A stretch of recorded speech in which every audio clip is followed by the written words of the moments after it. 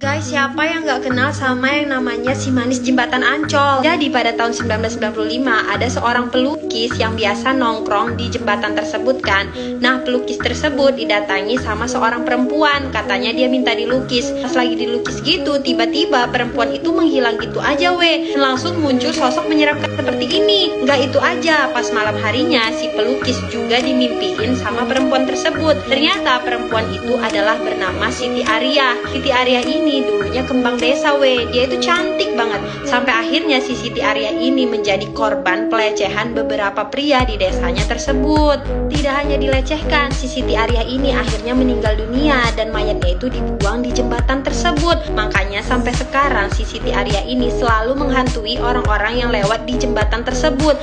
Sampai ada beberapa korban yang mengalami kecelakaan dan tewas di jembatan tersebut.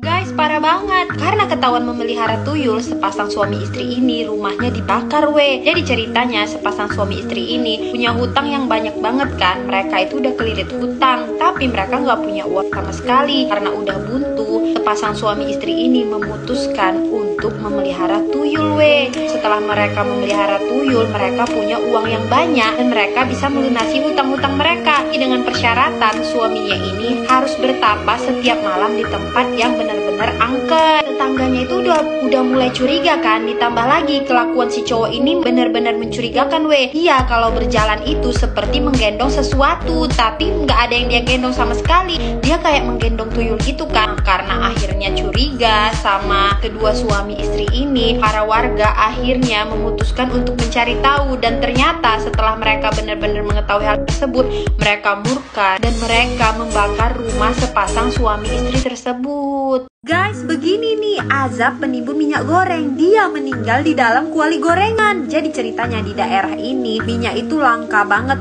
dimana-mana nggak ada. Udah langka, harganya mahal pula. 1 liternya itu 100.000. Ini semua terjadi akibat ulah pedagang-pedagang besar yang sengaja menimbun minyak goreng supaya langka dan harganya itu mahal. Nah, ini adalah salah satu pelaku penimbun minyak goreng tersebut. Walaupun dia ngeliat orang-orang kesusahan untuk membeli minyak goreng, tapi dia tetap gak peduli dia malah ketawa-ketawa. Karena dari menimbun minyak dia bisa mendapatkan keuntungan yang banyak banget. Si pengusaha ini sudah pernah diselidiki sama polisi tapi dia pinter banget nyimpan minyak gorengnya, jadi gak ketahuan kan. Ternyata dia menyimpan minyak gorengnya itu di atas lotengnya gitu. Pas dia mau ngeliat minyak gorengnya di atas, gak sengaja dia jatuh dari atas gedung Nah, di bawah gedung tersebut ada penjual gorengan. Dia langsung terjun ke minyak penggorengan tersebut dan langsung meninggal di tempat. Guys, karena pasang behel abal-abal, akhirnya bibir cewek ini infeksi dan penuh nanah. Kalau anak ini lagi hits masang behel kan, semua temen-temennya itu pada pasang behel. Karena semua temen-temennya pasang behel, dia jadi pengen pasang juga kan. Tapi masalahnya dia nggak punya uang, dan untuk memasang behel itu butuh biaya yang banyak, sampai jutaan gitu kan.